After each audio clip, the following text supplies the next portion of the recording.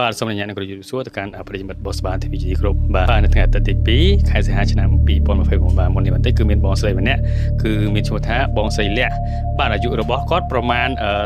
27ឆ្នាំបាទគាត់បានតាក់ទងមកខាងអង្គភាពយើងខ្ញុំដើម្បីជួយផ្សព្វផ្សាយ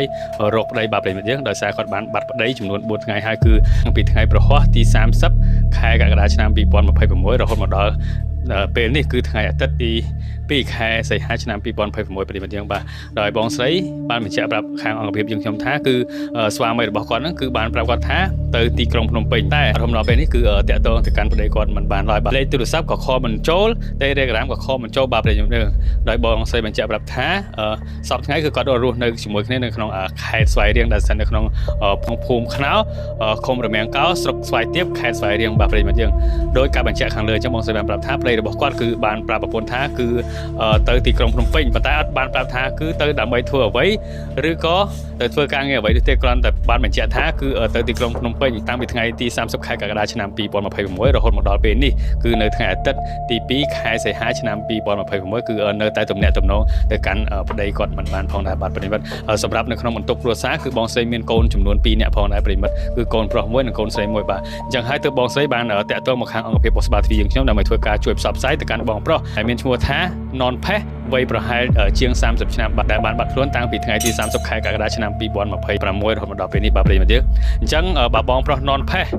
បាទបានលឺហើយសំបងប្រុសវិលត្រឡប់មកផ្ទះឬក៏ជួយផ្ដល់ដំណឹងទៅឲ្យប្រពន្ធផងបាទឬក៏អាចខលទំនាក់ទំនងទៅកាន់ប្រពន្ធផងបាទដោយបងស្រីបានខលមកបញ្ជាក់យើងខ្ញុំថាគឺបានបាត់ចំនួន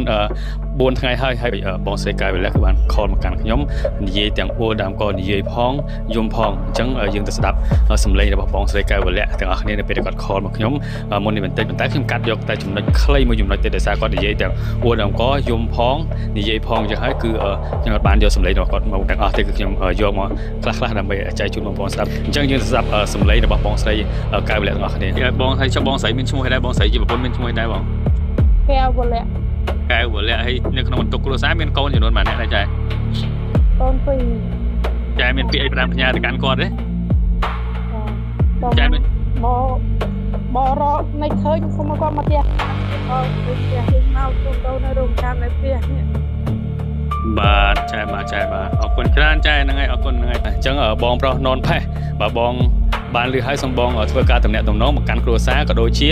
ភរិយាដើម្បីផ្ដល់ដំណើរគាត់ថាបងនៅកន្លែងណានៅទីតាំងណាដើម្បីកុំឲ្យគាត់បារម្ភបាទដោយសារឃើញគាត់ខលមកខាងអង្គភាពយើងខ្ញុំគឺគាត់មានការយំសោកថាគាត់នឹករលឹកក៏ដូចជាបារម្ភ